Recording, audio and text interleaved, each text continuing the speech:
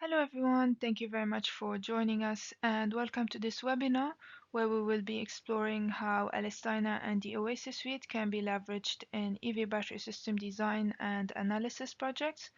My name is Sarah and I'm a software developer in the Oasys LS-DYNA team working mainly on primer developments, and I'm looking forward to diving into this topic with you all today alongside my colleague Simon, who you'll hear from shortly.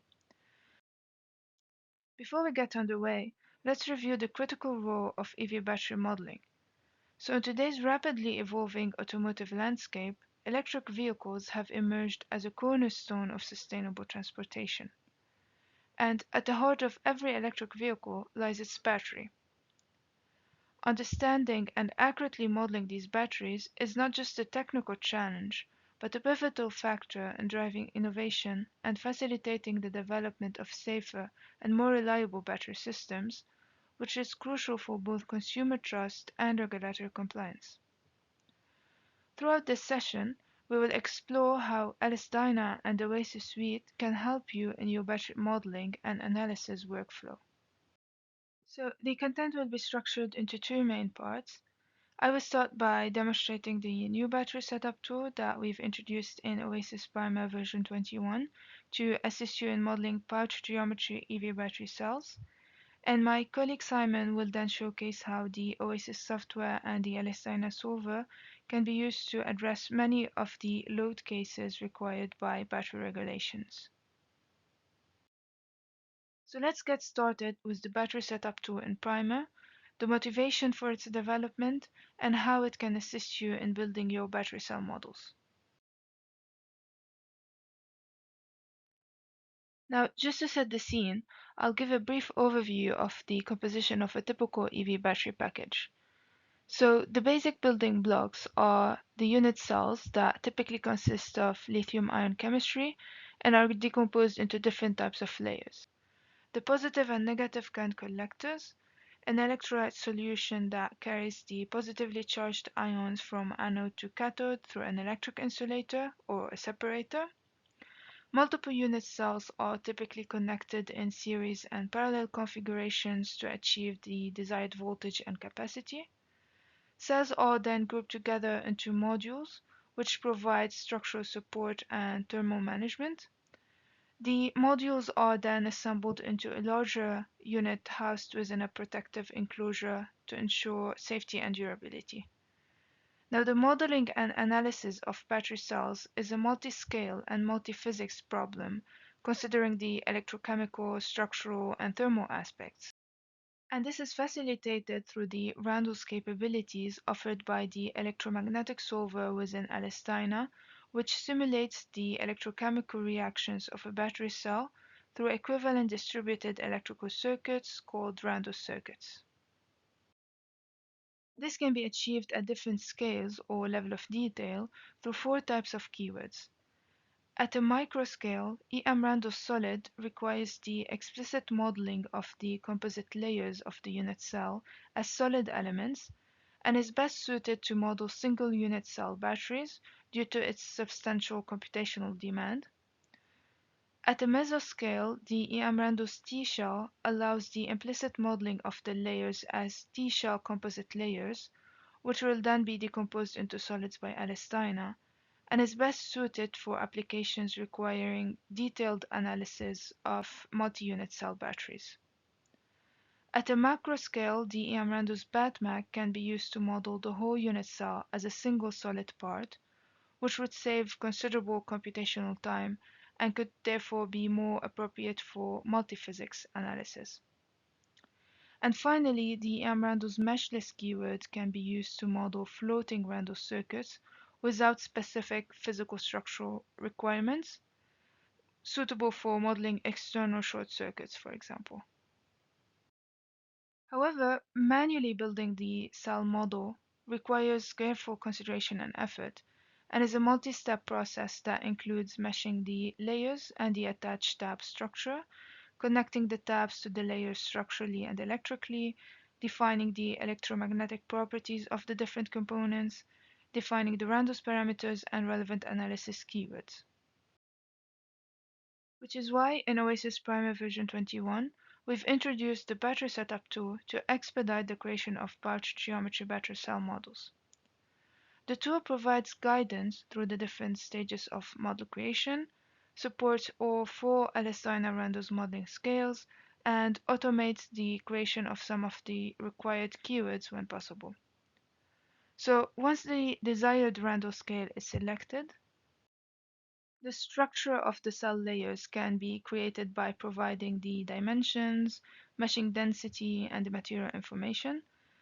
Primer will automatically generate the appropriate EM-MAT instances that define the electromagnetic properties of each created component based on its type. The tabs can then be created in a similar way, and the tool offers the option to select from a set of different configurations of tab positioning relative to the layer cell, as shown in the bottom left corner of the slide. The number and type of parts per unit cell depend on the selected Randles modeling scale. So for the micro scale, 5 solid parts are meshed per unit cell, representing the 5 cell layers: a positive current collector, a cathode, a separator, an anode, and a negative current collector. For the mesoscale, a composite T-shell part is meshed per unit cell with customizable number of layers. For the macro scale, a single solid part is meshed per unit cell. The modeling scale also determines the span of the tabs. So for the micro scale, each tab spans the current collector layer of the same electric charge polarity, while for the meso and macro scales, both tabs span the full depth of the unit cell.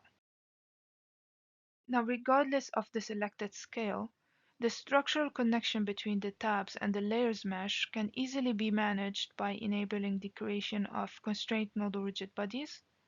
Similarly, the electrical connection between the layers and the tabs can be efficiently managed by enabling the creation of EM isopotential and EM isopotential connect instances. EM isopotentials can also be created at the free surfaces of the tabs for inter-tab connections and connections with external circuits. And multiple repetitions of the unit cell can easily be created by simply setting the desired number of unit cells and the separation distance. The Randles parameters can then be defined within the tool to generate the appropriate EM Randles code. And in the final step, the tool offers the option to select from a list of relevant analysis keywords for structural, thermal, and electromagnetic analysis, such as EM Randles exothermic reaction, for example, that adds an extra heat source term to the Randles circuit nodes to account for thermal runaway situations, or the EM Randles short to model internal short circuits. Now, so far, we focused on the Randles modeling scales that require a physical structure of the cell with specific configurations. But it is also possible to model floating Randles circuits using the EM Randles meshless keyword, either in isolation or in conjunction with the macroscale structure to model the cell layers electrochemistry through a lumped Randles circuit. If in meshless connected to macrostructure mode, for each unit cell, 2 EM isopotential instances will be generated containing the tab nodes overlapping with the cell, and the 2 EM isopotentials will be connected through an EM isopotential connect, referencing the associated EM Randles meshless entry. The data used throughout the workflow can be saved as a CSV file and imported into future sessions. I will now show you a demo of the tool in action to showcase the seamless workflow of battery cell model creation using the tool. So we will be importing data from a pre-saved CSV file, and we'll be using the microscale or the EM Randles solid type of modeling. And we will first create the layer structure, and then the tab structure, and then define the Randles parameters, and finally the analysis keywords. And you can see from the part tree all the entities that have been generated by the tool. So that's it for the battery setup tool. I will now hand over to Simon to go through the second half of the content. Hello everybody, my name is Simon Hart and I work in Arup's Technical Services Group. I have a few slides here to show you how we're using the Oasys LS-DYNA environment to help our clients who are designing battery systems for electric vehicles. One of the interesting things about battery systems for electric vehicles is that they have to comply with their own sets of regulations for safety and durability. Before you can sell a battery systems in regions such as Europe or China, you must pass a number of tests to show that your product meets these standards. And from region to region, the requirements are broadly similar and include tests like mechanical shock, vibration, thermal shock, and mechanical integrity. The good news is that we can use LS-DYNA to analyze many of these tests. We can also use LS-DYNA to study other loading on the battery system that may be of interest, such as the effects of internal gas pressures on the structure, cell swelling loads, the effects of drops and impacts, handling loads, and even thermal management. We made a simple demonstration model of a battery enclosure containing prismatic cells to illustrate the analysis of some of these load cases using LS-DYNA. The first case we'll look at is crushing or mechanical integrity. The purpose of this test is to show that your battery structure is capable of protecting the cells from large crushing loads. Typically, the loading is applied using a special impactor, and we're aiming to reach a target load before the structure has been crushed too much. In this example, the structure can reach 100 kilonewtons within 40 millimeters of crush, as shown by the purple line. The red line shows how much force the cells themselves are taking. Depending on the type of cell, for example cylindrical, prismatic or pouch, and the confidence that the manufacturer has in the cell's strength, they may be more or less willing to allow the cells to take load. The analysis can be used to tune this load balance and help reach a design that is both strong and efficient. This analysis was run using the explicit solver in LS-DYNA.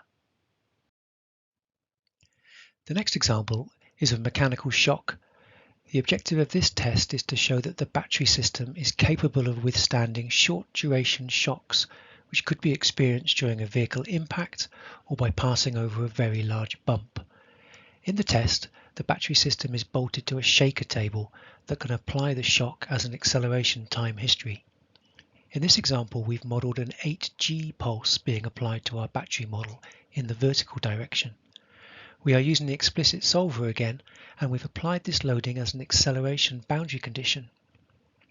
The results that we're interested in are the stresses and strains in the battery components, particularly in the structure and any sensitive parts of the electrical system, such as the bus bar connections to the cell terminals. After the test, the battery must be able to operate normally, and so it's important to include enough detail in the model to predict all the potential failure modes. The next load case we'll look at is random vibration fatigue. In this test, the battery is also bolted to a shaker table, but the accelerations that are applied are far smaller than the shock load case. They're more like the vibrations the car would experience during a lifetime of running on all kinds of road surfaces. However, because the test has to be completed in a reasonable amount of time, usually a number of hours, the accelerations are scaled up to about 1G average in each direction over a range of frequencies. To pass, the battery system must be able to operate normally after the test is finished. To simulate this test, we run a linear analysis using the implicit solver in LS-DYNA. We use the star frequency domain random vibration fatigue keyword. First, the solver computes the mode shapes of the structure up to around 500 Hz. These mode shapes are then combined via modal superposition with the power spectral density that describes the applied accelerations over the range of frequencies. The outputs are the stresses in the structure at every frequency of interest. To complete the fatigue calculation, we need an SN curve for each material in the structure. This curve describes the fatigue strength of each material as the number of cycles it can withstand at different stress levels. LS-DYNA combines this information with the stress outputs from the random vibration analysis to compute the fatigue life for the structure. LS-DYNA offers a number of industry standard methods of doing the fatigue calculation. The image here shows the predicted fatigue life in the structure, the pink areas having the lowest predicted life. The curve shows the stress response of an element versus frequency. We can see that its peak response coincides with the frequency of the dominant modes of the structure.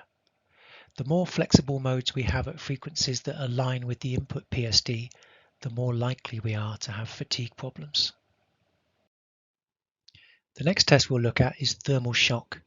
In this test, the battery is moved from one temperature extreme to another over a number of cycles. In this example, those extremes are from -40 to +85 degrees centigrade. This could be achieved by physically moving the entire battery pack from one environmental chamber to a neighbouring environmental chamber. As you can imagine, these large changes in temperatures can cause large thermal strains in the structure, and if we have many dissimilar materials in our design, then we may have issues with compatibility.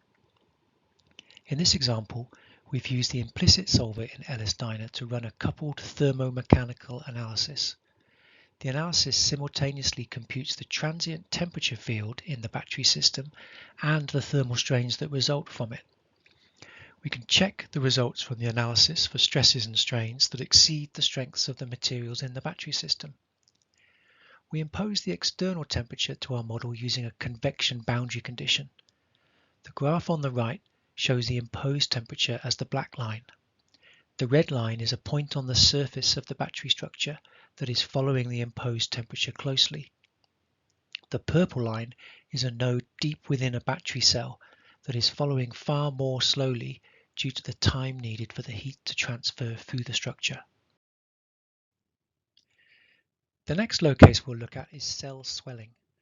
This is a phenomenon that can occur as the cells age. With use, the cells can slowly grow in size, and this size change can impose very large forces on the structure. It's important that the structure is designed to be strong enough to withstand this. In this analysis, we've imposed volumetric expansion on our cell model, and we're predicting the stresses in the structure.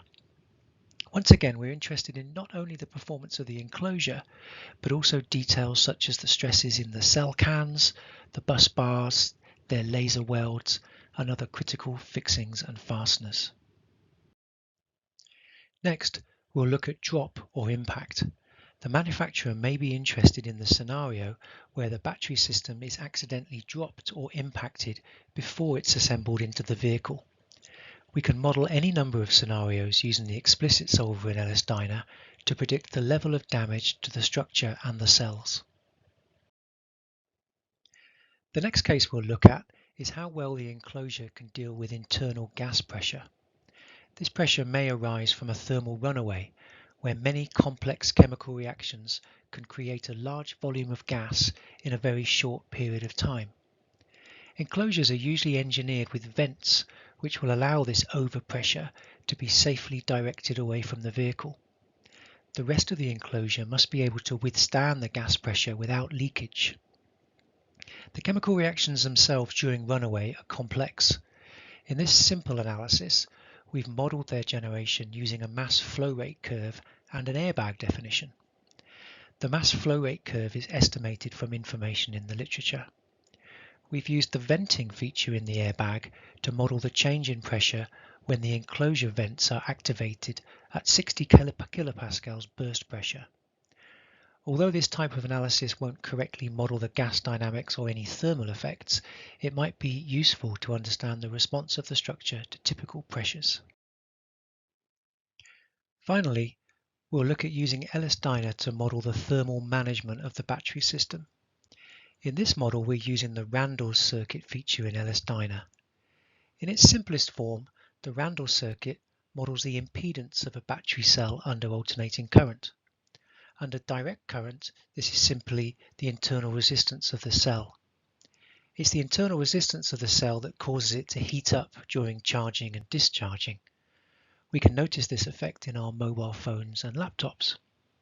In a large battery system in an electric vehicle, this heat must be managed and removed to avoid overheating. In this simulation, we've added a simple BATMAC model to each of the cells. The parameters we've chosen for the BATMAC are typical of a cell of this size that might be used in an electric vehicle. We've connected the cells in series and we've applied an external resistance so that the whole battery discharges at a high rate. LS-DYNA will calculate the ohmic heating from this discharge current and increase the temperature of the jelly roll material accordingly. We've coupled the electromagnetic solver with the thermal solver to model the transfer of the heat from the cells into the surrounding structure. We've added a simple convection boundary condition to our model to dissipate the heat, but this could be extended to include the effects of the battery cooling system. I hope that you found these slides interesting and useful, and if you have any questions or feedback, I will be happy to respond. Thank you. Thank you very much, Simon, and thanks everyone for listening. Just to reiterate, if you have any questions, please feel free to type them in the chat, and Simon and I will go through them in a moment. But before we move to questions, I'd like to remind you that you can access past webinars or sign up to our training courses via the links shown on the screen. And if you wish to keep up with our latest news, you can follow us on LinkedIn or subscribe to our YouTube channel. And if you have any further questions or need support, feel free to reach out to our support team through the shown contact details, depending on your region.